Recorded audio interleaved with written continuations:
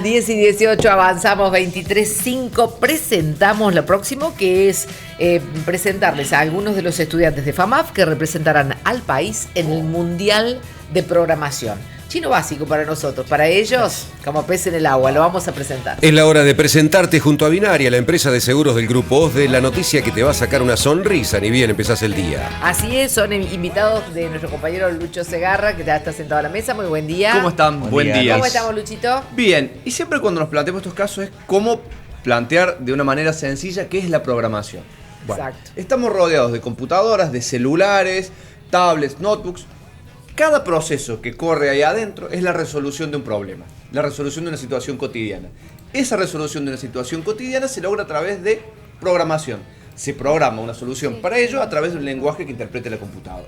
Los invitados son Luis Ferroni, que levantará la mano, es usted, buen día, estudiante de FAMAF, y Matías Huniken, también estudiante de FAMAF. Buen día. Bienvenidos los dos. Muchas gracias. Ambos son alumnos de Ciencias de la Computación de FAMAF. En el caso de Luis también se acaba de recibir en la carrera de Matemática, la licenciatura en Matemática de FAMAF, con promedio de 10. Un detalle Tocalo. ¿Vos tenés promedio de 10? Sí.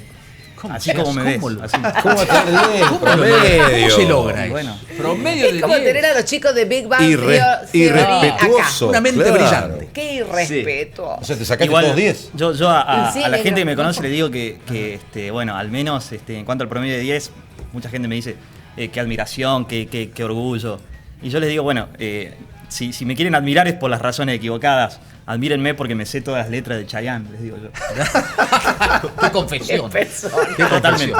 Qué personaje. ¿Nunca sacaste un 9? Provócame. Y si me hubiesen sacado 9. No, porque por ahí te promedian para arriba, no lo sé. es bueno, Ahí no es se una redondea pregunta. nada. Ahí ¿Eh? es 10. Y más matemática que. Claro. ¿Es 10? O sea, para tener promedio de 10 ¿Es tenés que tener 10 todos o 10. 10? Sí, Tan exacta es la Pero matemática. vos querías siempre sacarte 10 o es muy fácil a ver, sacarte 10. Sos muy pasa que nerd. Esa sería la La palabra. realidad es que yo soy un tipo súper indisciplinado, soy la antítesis de lo que la gente se imagina como el estudiante dedicado que tiene ese promedio. Para mí, de hecho, bueno, es como que yo siempre reconocí que fue una falencia mía el no combinar el hecho de que sentía mucha pasión estudiando con el hecho de dedicarle tiempo, digamos. Y bueno, la realidad es que se fue dando bastante naturalmente al punto de que, al principio es como que costaba, sobre todo en los primeros años, pero después le agarré la mano al training de estudio, encontré métodos que a mí me servían mucho, encontré cómo organizar mi tiempo y además también el apoyo de mi familia, el hecho de no tuviera que trabajar, etcétera, me permitió, digamos, dedicarme casi exclusivamente a la facultad. Digamos. Pero, Luis Ferroni, las cosas que me estás diciendo son cosas que tienen la mayoría de los estudiantes, o muchos estudiantes, o sea, facilidades, posibilidades de método, facilidades de acceso a los libros, etcétera, etcétera, y muchos se pasan años para terminar una carrera y se vuelven crónicos. O sea que no es condición. Ahí hay algo excepcional, evidentemente, que puede ser que le encontraste la vuelta, puede ser la cabeza, los genes que tenés. ¿O pero será que escuchar Chayanne trae eso? Sí, escuchen Chayanne, sí, por 10, favor. 10 tiene de promedio, 10. Pero, 10. qué sé yo, a mí, bueno, cuando te agradezco mucho las palabras muy gentiles, la verdad es que yo pienso que en algún sentido el secreto es simplemente algo bastante medio trillado incluso, que es el tratar de ser consciente tanto de las limitaciones como de las capacidades de uno. En mi caso yo me daba cuenta que era muy indisciplinado y también me daba cuenta que tenía cierta facilidad.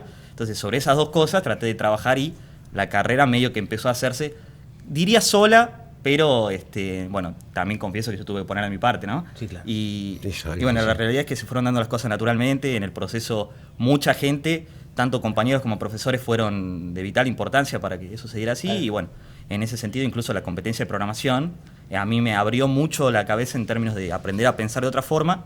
Y yo diría que en los últimos años incluso la carrera fue complementada de una forma absoluta por estas cosas periféricas, y al punto yo diría que yo me siento en algún punto más orgulloso o más satisfecho con el hecho de que en la competencia de programación aprendí quizás más y mejor que durante la carrera, donde uno está como muy ligado a los libros y a rendir exámenes. Digamos. Bien, señor Huniken, ¿cómo es el tema de la competencia de programación? Ustedes primero pasaron una ronda local Claro. para luego ser representantes argentinos al Mundial.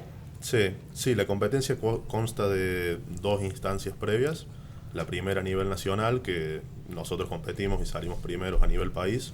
Y después, si te va bien en esa, clasificas a una instancia regional que es de todo Sudamérica Sur, que comprende Bolivia, Perú, Chile, Uruguay, Paraguay y Argentina. Y bueno, ahí ya los primeros 3 o 4 equipos clasifican a la instancia mundial, que es la que se hace ahora. Y ahí también salieron primeros, por cierto. Ahí también salimos primeros. ¿Y qué temática programan ustedes? ¿O qué tipo de cosas programan? Sí, no es enfocado, digamos, a resolver problemas reales o a desarrollar, digamos, por ejemplo, una aplicación o ese tipo de cosas, sino que es como la programación en su estado más puro, en desarrollar algoritmos que resuelvan algún problema específico. Lo que evalúan es la resolución del problema propiamente dicho que se plantea ahí. No Claro. llegan con un problema específico, digamos, se lo plantean allí al problema específico y en función del procedimiento que ustedes establecen para resolverlo, se pondera el accionar de cada grupo, es así. Claro, exacto, hay un conjunto de entre 10 y 12 problemas más o menos. Haceme una metáfora con algo, porque no lo estaría entendiendo. Sí, No o sé cómo es. Claro. El grupo de 4, cada uno hace una actividad diferente dentro de lo que es la resolución del problema de programación. Sí, o sea, el equipo es de 3. 3, pero ahí yo veo todos 4 que llevan a un Sí, volado. claro, es el entrenador nuestro. Tienen un entrenador. Claro. Muy bien, muy bien. No, de verdad, Sí, es todo mundo desconocido. En el ambiente de la para competencia nosotros. somos 3, Tres. con una sola computadora, entonces también como que tiene un poco el tema de coordinar y el hecho de que tenés una sola computadora para 3 integrantes, cómo manejas ese tiempo, cómo distribuís los roles dentro del equipo. Claro, eso, ¿qué hace cada uno? Claro.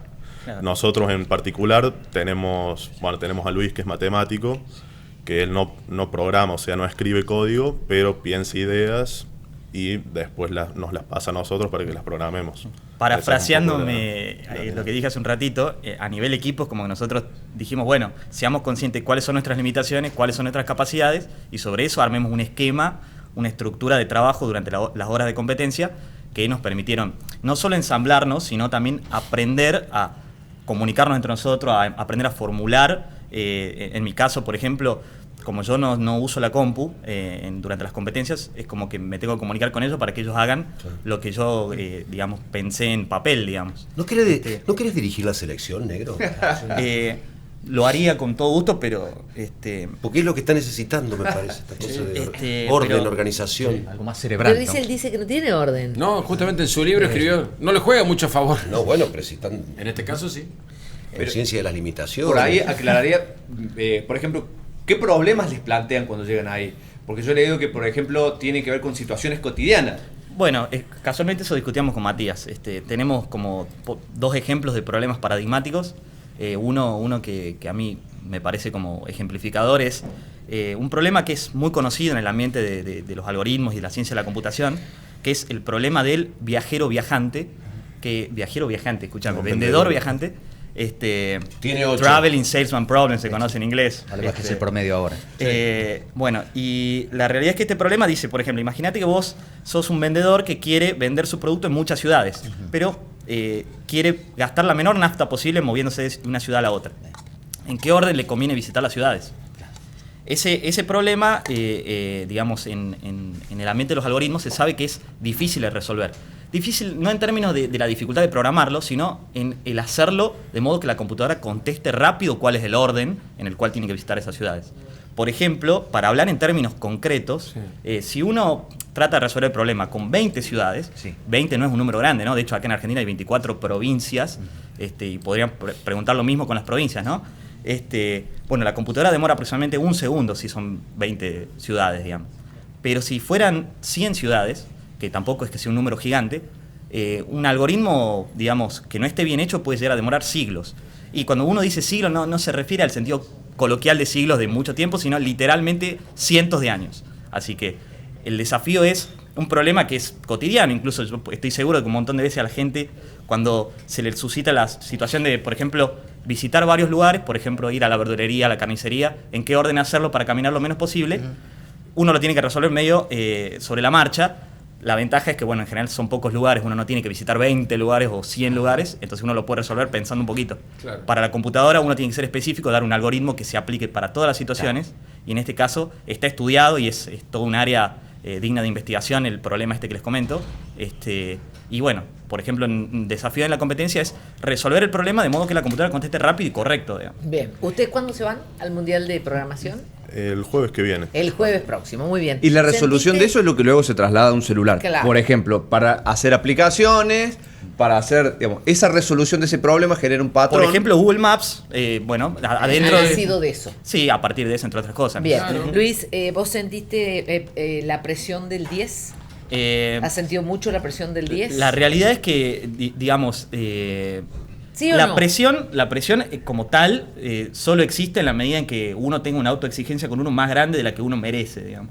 Yo, en un solo momento de la carrera, que fue mediados de tercer año, sentí que me sentía presionado con eso, pero eso obedecía más bien al hecho de que justo estaba estudiando una materia que era aquella que yo sentía que era la que más me gustaba. Entonces quería con esa satisfacer Sí, eso. o sí. Claro. Pero el resto de la bullying carrera. o acoso No, de para los nada, compañeros? para nada. Es más, como, no sé, yo creo que por suerte para mí es como que siempre fue muy fácil comunicarme con la gente y en ese sentido es como que incluso si se diera una situación así, yo creo que tendría, no sé, demasiada verborragia para con el eventual acosador y me lo sacaría de encima. ¿Cuántos años tenés? 24. 24. Bien. Estupendo. El chico 10 de Sí, la, yo de tengo, la tengo una universidad. tengo una prueba, a ver si es cierto. 10 Epa, en toda epa, su carrera. 10, epa. 10. No, Dale. nos tiene impactados. Sí, sí, porque sí, la mayoría de nosotros, que es muy de las ciencias sociales, frente a la matemática, Sí, tal tenemos cual. Nos rendimos, terror. sí, claro. Sentimos pánico. Sí. Sentimos pánico. Quedamos Aparte, acá. frente Entonces, al 10. No nos tengas miedo, no te vamos a competir. Frente al conocimiento no tengas mensurable. No seremos nosotros quienes No. hagan tambalear tu pedestal. Claro. Hay una sola persona en el mundo a la que le tengo miedo, ¿no? ¿A quién? Sí. No, un profesor muy querido que se llama Demetrio. Por eso, muy por eso el exigente. nombre del grupo. Tal Gracias cual. Demetrio es el Exacto. nombre con el que van a El nombre de nuestro equipo es participar. Gracias Demetrio fíjate y bueno. ¿El Es profesor- un miedo respetuoso. ¿Profesor ¿no? existe? Sí, por supuesto. ¿Existe en la universidad? Sí, ¿Y exactamente, quién es? profesor ¿Demetrio? Demetrio Vilela, profesor de la materia de lenguajes formales, materia que hoy a la tarde tengo que cursar. Saludo grande, Un Demetrio. saludo para Demetrio. Te hacemos gancho. Te hacemos gancho. Déjame que te dé un datito más, porque de estos mundiales de programación, que parece abstracto, por ejemplo, van las grandes empresas a hacer scouting. Claro. Entonces, por A ejemplo, cazar talentos. Matías, podemos decir que en breve te vas a incorporar a una de las más grandes empresas de tecnología. Y el coach, Martín, está en una pasantía en Google, por ejemplo, también. En Montreal, O sí. sea que las empresas Montreal. van allí a buscar talento también Está bien. a los mundiales de programación, justamente. Bien.